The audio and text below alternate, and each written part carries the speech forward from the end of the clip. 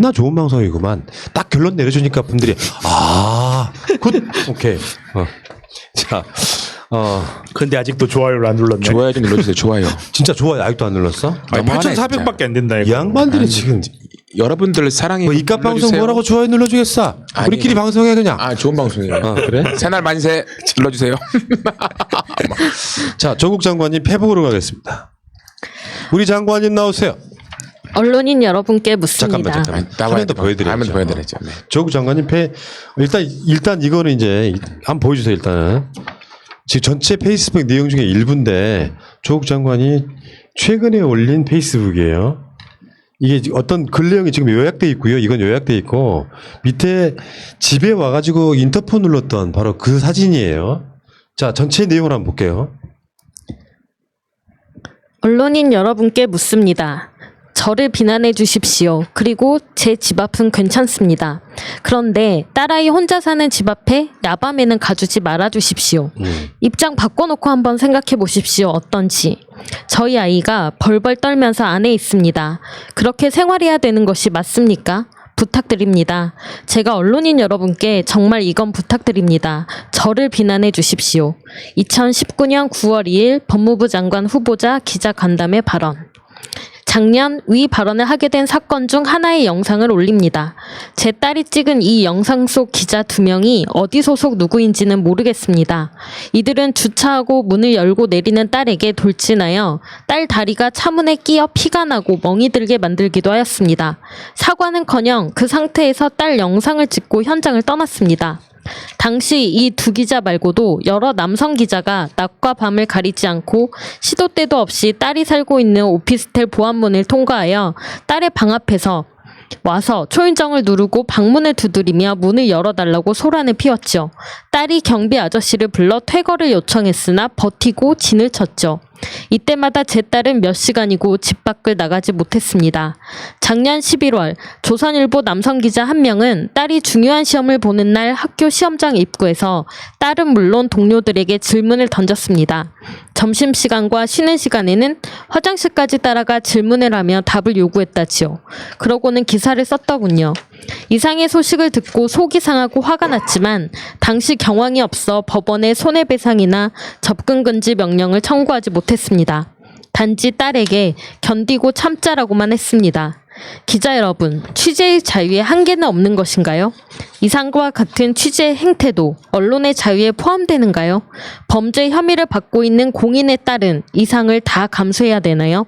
그러하다면 어떤 근거에서 그러한가요? 특히 동영상 속 기자 2분의 답을 듣고 싶습니다. 그 초반에 보여주셨던 조국 장관 사진 있죠. 한 번 더 봐요. 페북 그 모니터 속에 나왔던 그 사진 한번 보여주세요. 얼굴을 비교를 해야 되니까. 이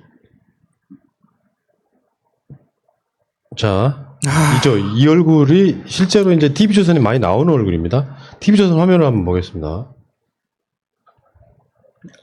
TV조선의 정수양 정치부 기자인데 똑같은 인물이죠. 이 사람이 지금. 이게 우리가 추적해본 바에 의하면 이 사람이 서울대 법대 06학번으로 추정이 됩니다. 그리고 심지어는 조국 장관의 제자일 가능성이 높아요. 실제로 이 사람이 썼던 글이 하나 있습니다. 2008년에. 한번 보겠습니다. 이거 한번 읽어줘봐요. 화면에. 밑에 글만. 나의 학부 지도교수인 조국 교수의 홈페이지에서 퍼온 글이다. 나는 그를 대학생이 되기 전에 신문의 칼럼을 통해서 알게 되었다. 현재 전공하는 법학을 선택하게 된 것도 조국 교수와 대광고에서 종교의 자유를 외친 강모군에 대한 나의 동경과 무관하지는 않으리라. 내가 조국 교수 같은 나이가 되면 많은 이들에게 어떤 주의자로 불리면서 살아갈까? 내가 조국 교수 같은 나이가 되면 스스로를 어떤 주의자로 얘기할 수 있을까? 내가 조국 교수 같은 나이가 되면 나는 젊은 학생들에게 어떤 얘기를 할 수 있을까? 내가 조국 교수 같은 나이가 되면 얼마나 많은 이들이 내 글을 읽고 가슴을 부여잡을 수 있을까? 정답. 기레기. 어떤 주의자 이런 거 없어. 넌 기레기고. 사진 한번 다시 한번 보여주세요. 정수양. TV조선에 나왔던 그 사진 있잖아요. 뭐 저는 생긴 걸 가지고는 제가 이야기를 하지는 않습니다만 이상하게 TV조선 나오는 애들이 인상이 비슷하지? 왜 이렇게 신기하지? 그러니까 얘 서울대 나와가지고 조국 교수한테 분명히 뭔가 배움을 한 것 같기도 하고요. 뭐 사법시험은 이때 사법시험이 있었나요, 없었나요? 있었죠. 네, 2016년의 마지막이었던 그렇지. 그러니까 뭐 로스쿨을 뭐 나오지 어쩐지 이게 법조팀 기자일 거 아니야, TV조선에. 이자가 지금 조국 장관이 묻고 싶은 건 그거 아니에요. 아무리 취재 자유라는 게 있지만 가족들을 공포에 몰아넣고 막 심야에 찾아와가지고 사실 이 인간 얼굴을 한번 보세요. 멀쩡하게 양복 입고 TV조선 나오니까 그래서 사람 같지.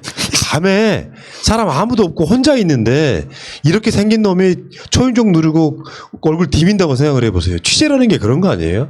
조국 장관네 집에 무슨 불법으로 들여온 마약이 있답니까? 그 미친놈들이 정의형 관련해가지고 우리 국회의원 갑자기 이름이 생각이 안 나다. 확 열받아가지고. 생각 안 나지? 윤미향. 윤미향 의원, 윤미향 의원 사무실에 블라인드로 살짝 보이는 그거 갖고 웃고 있다고 하는 그런 취재처럼 의미 없는 취재는 하지 말아야죠. 조국 장관이 묻고 있잖아요. 기자 여러분, 취재의 한계는 없는 건가요? 취재의 자유에 한계는 없는 건가요? 이상과 같은 취재 행태에도 언론의 자유에 포함되는 건가요? 범죄 혐의를 받고 있는 공인에 따른 이상을 다 감수해야 되나요? 그러하다면 어떤 근거에서 그러한가요? 특히 동영상 속 기자 두 분의 답을 듣고 싶습니다.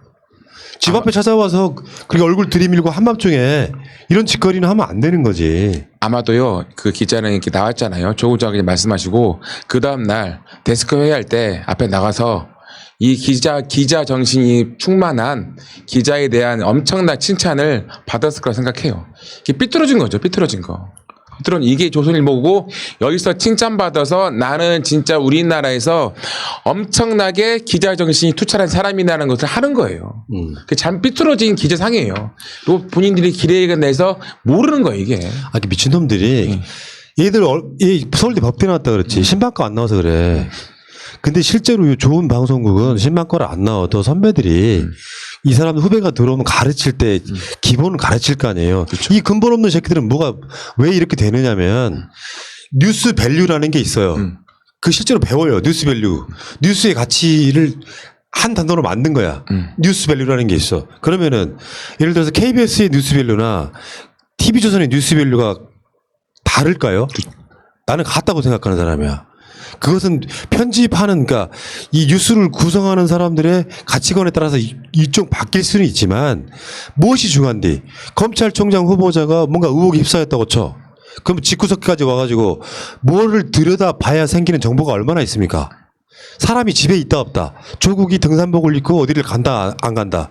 조국 장관 집에 검찰이 압색을 하는데 짜장면을 먹었다 한식을 먹었다가 중요한 게 아니잖아. 그건 뉴스 밸류 아예 없는 거예요. 본질은 법무부 장관 후보자인 사람이 어떤 범죄 혐의를 갖고 있느냐, 어떤 부도덕한 일을 했느냐가 중요하잖아. 집에까지 찾아와서 그걸 취재할 수 있는 게 아니란 말이에요. 그냥 인증을 남기는 거야. 내가 조국 장관 집에 초인종까지 눌러봤다고. 이거 그냥 기레기라고 하는 거죠. 저는 거기서 나가서 검찰이 자백을 강요하는 행태 같다는 느낌을 좀 받았어요. 말 그대로 너 감추는 거 있지. 우리가 필요한 말을 할 때까지 우리 계속 찾아올 거다라는 좀 무언의 협박이 좀 있는 거고, 이런 행위는 밤에 이렇게 해서 사람을 다치게 했고 하면 여기에 대한 응당한 법적 책임을 져야죠. 이거는 제가 봤을 때는 이건 언론이 어떤 행위라는 게 아니라 그런 이야기 했었잖아요. 윤석열이 그 청문회에서 그런 이야기 한 거예요. 수사라는 거는 사냥과 같아서 사냥감을 몰아넣고 순식간에 목덜미를 물어야 된다, 이런 말을 했는데 꼭 그걸 보는 것 같아요. 오싹하게 취재 대상을 계속 몰아가는 거야. 그 사람이 극단적인 상황이 될 때까지 몰아가고, 그리고 어느 순간에 그 사람이 심리적으로 멘탈이 무너져서 나왔을 때 그 단발마의 비명을 기사로 쓰겠다는 거고, 이거는 그 기자로서 그 기사의 밸류를 따진 게 아니라 그냥 클릭의 밸류를 보는 것 같아요. 네. 그러니까 이게 어떤 오랫동안 만들어진 언론사에 있어서의 기자 정신 같은 거는 가르치지 않는 방송이 되다 보니까 자극적인 물어와 이게 일반적인 얘네들의 문화일 거예요. 근데 금도라는 게 있어. 넘지 말아야 될 선이 있는 거란 말이야. 의미 없는 짓거리를 하면서 그게 기자 정신인 것처럼. 그러니까 지금 국회에서 막 그 뻗치기 하고 있던 윤미향 사무실에 뻗치기 하고 있던 이런 놈들 보고 있으면 나는 기자로 안 본다니까. 그냥 쓰레기 같은 새끼들이지. 본질이 뭐야. 그래서 되게 무더기로 막 정정보도 당하고. 이러면서 대한민국 사회를 기레기의 나라로 만들어 놓고 있는 이런 애들이 아까 말한 서울대 나와가지고 TV조선 같은 데 들어가서 인생 자체를 쓰레기처럼 사는 거예요. 뭔 이게 저널리즘이 있어 이 새끼들이. 그러다가 한동훈이 한마디 하면 일면에다 사과내고 다음날 사과내서 어떻게 처리할까 벌벌 떨고 니들이 무슨 기자냐. 씨. 아니 지금 요즘에도 있잖아요. 이렇게 집에 찾아오는 경우가 다 한 군데서 찾아와요. 사채업자 돈 내놓으라고. 없고 나 당해본 적 있잖아. 가슴이 덜컥해서 사람 그니까요. 테레비 그거 조용히 있어야 돼. 그러니까 이게 뭐냐면 우리가 내가 요즘 외화를 보면 미국 영화는 그런 보잖아요. 보면 아침에 주인공이 나와서 집 밖의 모습을 보고 놀라는 거야. 근데 거기 언론사를 보면 미국이나 그런데 기본적으로 집 앞에 초인종을 절대 누르지 않아요. 도로가에 있잖아요. 이런 영역을 받게 있더라고요. 나와서 우와 놀라는 표정인데 진짜 기본적인 진짜 그 동네 사채업자 같은 짓을 다시는 안 했으면 좋겠습니다. 진짜. 내가 봤을 때 이놈은 만약에 조국 교수한테 배웠다고 하면은 뭐랄까요. 서울대 법대에서는 사람 되는 건 안 가르치는구나 이런 생각을 했어요. 미친놈들 많죠 지금. 자 그렇다 치고 종편들은 또 그런 짓거리도 하고 있죠. 조국 장관 요즘에 막 고소를 엄청 하고 있잖아요. 민사까지 막. 그러니까 TV조선에 패널이라고 나와서 하는 말이 그래. 정치적으로 제기하려고 그런다고. 그냥 미친놈들이에요. 관심법이야. 조국이 고소를 하면은 자기가 제기하려고 그런다고. 그냥 그대로 받아들이면 안 됩니까? 잘못되어 있는 보도들에 대해서 이거를 정정해야 되겠다라는 이 상황이 그대로 넘어가면 앞으로의 또 다른 피해자가 생길 수 있다는 조국 장관의 나름대로 의지 같은 거예요. 정치하고 싶어서 하는 행위가 아니야. 근데 TV조선 같은 데서는 방송을 그렇게 얘기해버린단 말이죠. 조국 장관이 이제 정치하려고. 그러니까 조국 장관님이 정치를 하려고 하건 안 하려고 하건 그게 니들이랑 뭔 상관인데. 니들은 그냥 고소 당하고 처벌 나오고 받을 거 있으면 받고 벌금이나 실형 받을 거 있으면 받고 민사 손해배상 할 거 있으면 하면 돼. 이런 식으로 마치 이게 어떤 정치적인 함의가 있는 것처럼 씌워가지고 조국 장관님의 행위를 제한을 하겠다 혹은 조국 장관님이 정치적으로 제기하면 뭐가 문제인데. 그게 왜 문제야 도대체? 나는 그거부터 모르겠는데 제기의 신호니까 어쩌라고 도대체. 그러니까 이런 식으로 마치 정치적 행보다는 정치적인 이미지를 씌워버리고 싶은 거죠. 그 정당한 행위건 아니건 간에 그걸 정치적인 이미지를 씌워가지고 조국 장관님이 너 정치 안 할 거면 그럼 하지 마. 마치 이런 것처럼 하는 건데 조국 장관님은 정치하셔도 되고 안 하셔도 돼. 맞아. 니들이 신경 쓸 일이 아니야. 하시든 말든. 니들은 그냥 처벌 나오면 처벌 받고 배상 손해배상 나오면 배상해. 그럼 끝이야. 그리고 내가 반값으로 모실게.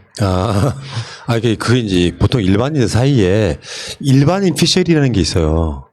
어떤 정치적 행위, 예를 들면 오늘 뭐 청와대 수석들이 다 사표 일괄 제출했다 그러면 일반인 피셜은 뭐가 되냐면 싫으면은 일반인 피셜이 이런 거야. 그냥 사퇴도 안 할 거면서 그냥 이렇게 쇼하는 거야. 이게 일반인 피셜이에요.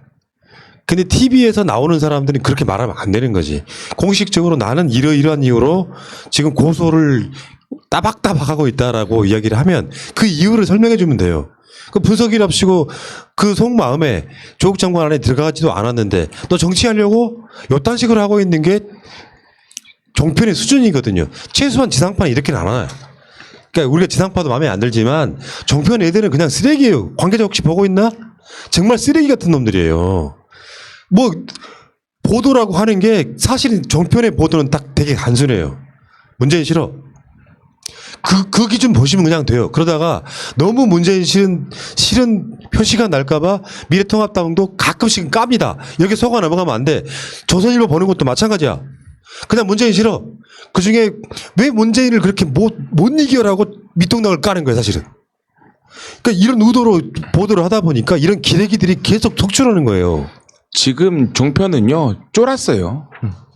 조국 장관이 이렇게 할 줄을 몰랐고요. 예상을 전혀 못했어요. 저 사람이 저렇게 당하고 이제 만신창이에 대해서 더 이상은 정치의 정치가 아니라 그 페이스북이나 거기에 아무 트위터에 올리지 않을 거는데 이렇게 따박따박 나오니까 쫄은 거예요. 쫄은 모습을 보여주는 거고 죄송한 거 저는 이런 말 하고 싶어요. 조국 잘한다. 여러분 응원해 주셔야 돼요. 근데 진짜 TV조선이 언론이란 소리를 들으려면 이 타이밍에 해야 될 게 있어요. 왜 이재용 기소 안 하냐고 서울중앙지검이나 검찰을 비판하는 게 맞지. 그러니까 언론이란 말을 못 듣잖아. 실제로 지금 스멀스멀 나오고 있는 이야기가 이재용 기소유예할 거다예요. 그렇죠. 계속 그 얘기가 나오고 있어. 그거는 아마 이재용 쪽이 흘리고 있는 이재용 피셜일 거야. 언론에 다 계속. 그러면 이재용 기소를 못하고 왜냐하면 이게 수사심의위원회랑 약간 걸려 있어. 한동훈이랑 만약에 수사심의위원회 받아들이려면 두 개 다 받아들이거나 두 개 다 쌩까야 돼.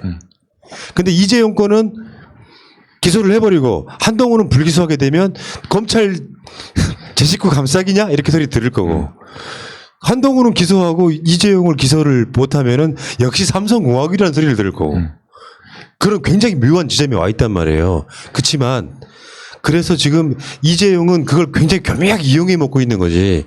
지금 서울중앙지검은 아니 윤석열의 검찰은 이재용을 기소 못할 거야. 이렇게 살살 흘리고 있단 말이에요. 이러면 진짜 언론이라면 이재용의 죄는 분명하잖아.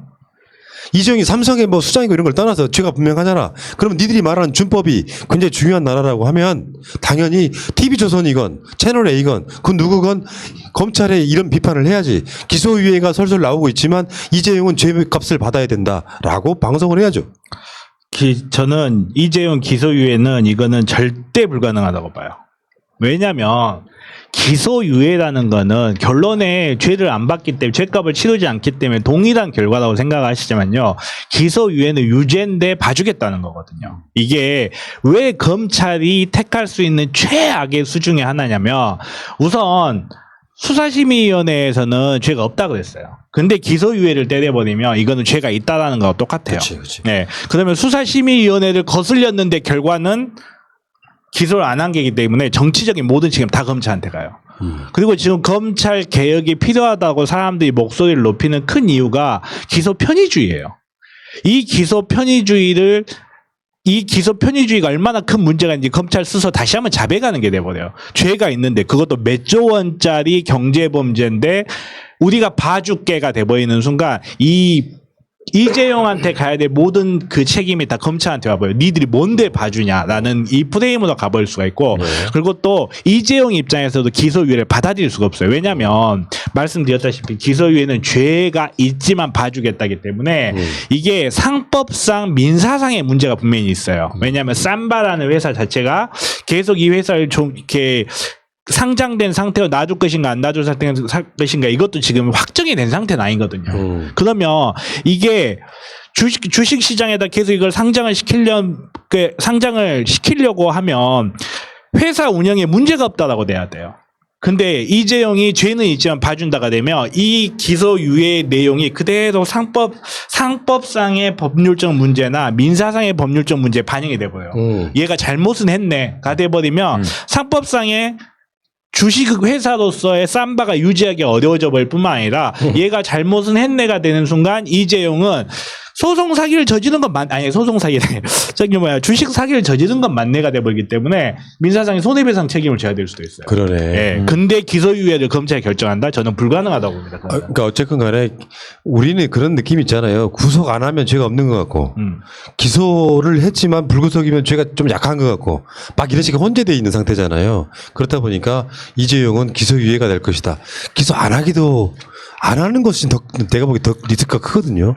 지금은 기소해야 돼요. 왜냐하면 서울중앙지검 그러니까 뭐 기소를 왜 해야 되는지 안 해야 되는지 이런 거 막 판단하는데 제가 기소를 할 수밖에 없다라고 생각한 건 서울중앙지검이나 검찰이 갖는 정치적인 입장을 저는 보는 거예요.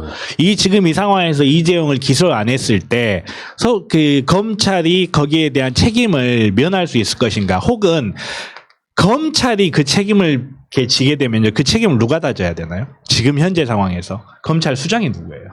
선열이. 그 사람이 다 그걸 받고 검찰을 보호해줄 힘이 있어야 되는데 그 사람이 지금 그 힘이 없어요. 그 상황에서 검찰이 무슨 죄가 있음에도 불구하고 기소를 안 한다든지 혹은 기소 유예라는 결정을 한다는 건 전 거의 불가능할 거라고 봐요. 왜냐하면 만약에 그게 결정이 나는 순간 윤석열이 그걸 받아줄 힘이 없으면 누가 받아야 돼요? 수사한 검사가 받아야 돼요. 그거 제가 봤을 때는 그거 다 감당하기 어려울 거라고 알겠습니다. 근데 또 이런 분위기가 있는 것 같아요. 우리가 삼성이라는 걸 생각했을 때 삼성이 이재용이 없으면 큰일 난다라고 말하는 매체가 너무 많고요. 정치도 너무 많아요. 삼성이 지금 이재용이 이렇게 손목을 잡고 있어서 투자를 많이 해야 되고 수익을 많이 해야 하고 전 세계 글로벌로 굳혀져 하는데 계속 이런 법적인 문제에 대해서 아무것도 못한다. 그건 말도 안 되는 소리예요. 삼성이란 구조가 이재용이 모든 주식 가진 것도 아니고요. 이 사람이 영향을 미친 것은 자기가 계속 경영권을 유지하기 위한 방법인 거죠. 그 글로벌 기업이 삼성 이재용이 없다고 안 돌아가겠습니까? 오히려 삼성 이재용이 구속된 상태에서 삼성 주가는 더 높았습니다. 여러분 우리가 망각하지 맙시다. 어쨌건 지금 이재용 기소가 굉장히 중요한 지점이 좀 와 있는데 결정이 힘들 거라고 봐요. 지금 한동훈은 수사심의위원회 권고사항을 굉장히 중요한 그 증거랄까요? 자기 스스로의 그 명분으로 내세우고 있거든요. 그러니까 아까 말한 것처럼 이재용 기소하고 한동훈 기소 안 하고 여러 가지 복잡 경우의 수에 굉장히 난감한 상황에 좀 처했다고 일단 봅니다. 자, 일단 거기까지. 어쨌건 조국 장관과 관련해서 제대로 된 언론이라면 이런 거 있잖아. 검찰하고 똑같은 짓거리 하는 거지. 어떤 사람은 죄를 지었어도 수사를 안 하고 어떤 사람은 죄가 없는데도 압색을 한 100군데 해버리고 삼성은 삼성이니까 죄가 있어도 봐줘야 되고 그렇지 않은 삼성이 아닌 사람들은 죄가 있으면 아주 득달같이 잡아라고 이런 상태를 만들면 안 되는 거죠. 여기까지 하겠습니다.